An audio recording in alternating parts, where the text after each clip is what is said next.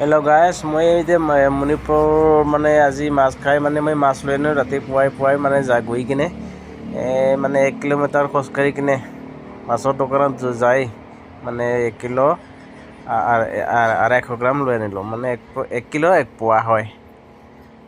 1 kilo 1 পোৱাত মুঠতে local মাছটো এই লোকেল গ্লাছ কাপ হয়, এইটোৰ কাৰণে মানে 420 টকা ল'লে। খোজকাঢ়ি যাই আহিলোঁ আকৌ।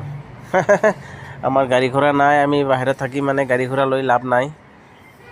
এনেকেই কৰিবি আৰু দুখীয়া মানুহে আমি এনেকেই চলিব লাগে।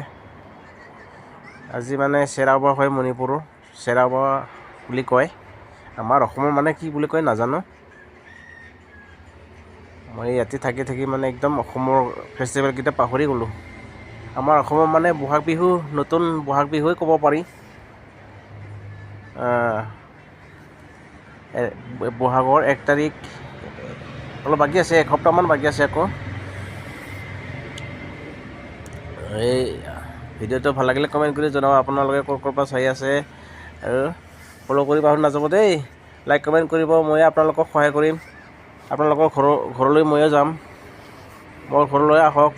আমি এজনে আনজনক সহায় নকৰিলে মানে আমি কোনোদিনে আগুৱাই যাব নোৱাৰিম।